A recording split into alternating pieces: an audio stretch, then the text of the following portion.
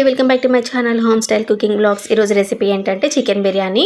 And దీనికోసం half KG chicken తీసుకున్నాను. పసుపు, ఉప్పు, కారం, ఇలాచి, లవంగాలు, బిర్యానీ మసాలా, గరం మసాలా అండ్ చెక్క అండ్ ఇంకొక అల్లం వెల్లుల్లి పేస్ట్ వేసుకోవచ్చు. మీకు ఇష్టమైతే కొత్తిమీర, పుదీనా కూడా ఈ టైంలో యాడ్ చేసేసుకోవచ్చు అండి. నేనైతే వేయలేదు.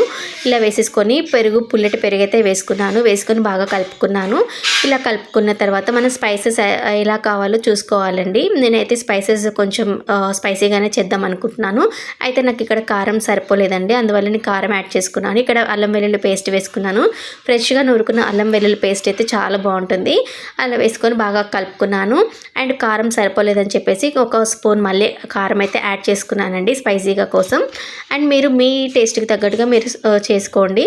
అండ్ ఇలా వేసుకున్న తర్వాత ఒక హాఫ్ అన్ అవర్ అయితే మూత పెట్టి పక్కన పెట్టేశాను. నెక్స్ట్ ఏమో రైస్ ఉడికించుకోవడానికి ఎసరు అయితే పోసుకుంటున్నానండి. ఇక్కడ వాటర్ యాడ్ చేసుకున్నాను. వాటర్ వేసుకున్న తర్వాత సాజీరా ప్లేస్లో జీలకర్ర అయితే యాడ్ చేశాను. బిర్యానీ ఆకు అండ్ బిర్యానీ మసాలాలు ఏవైతే ఉంటాయో అవన్నీ వేసుకున్నానండి. వేసుకొని కొంచెం ఆయిల్ అండ్ బిర్యానీ మసాలా వేసేసుకొని బాగా ఉడికిన తర్వాత మసిలేటప్పుడు మనం రైస్ అయితే యాడ్ చేసుకోవాలి. చూస్తున్నారు కదా, ఇట్లా వేసుకొని ఒక్కసారి కలుపుకొని మరిగిన తర్వాత మనం ఉడికించుకున్న రైస్ ఉంటుంది కదా, రైస్ని అందులో వేసేసుకోవాలి. ఇట్లా మరిగిన తర్వాత మనం రైస్ అయితే వాష్ చేసి పెట్టుకుంటాం కదా, ఆ రైస్ అందులో వేసేసుకొని బాగా ఉడికిన తర్వాత ఒక 70% అట్లా ఉడికిన తర్వాత మనం చికెన్ పైన వేసుకోవచ్చండి. నెక్స్ట్ అది ఉడికే లోపు అయితే నేను చికెన్ అయితే ఫ్రై చేసుకుంటున్నాను. ఇక్కడ ఆయిల్ వేసేసుకొని మనం మ్యారినేట్ చేసుకున్న చికెన్ వేసుకొని బాగా కలుపుకోవాలి. ఒక 4 పచ్చిమిర్చి అయితే వేసుకున్న తర్వాత బాగా కలుపుకొని ఫ్రైడ్ ఆనియన్స్ కూడా యాడ్ చేసుకోవాలి.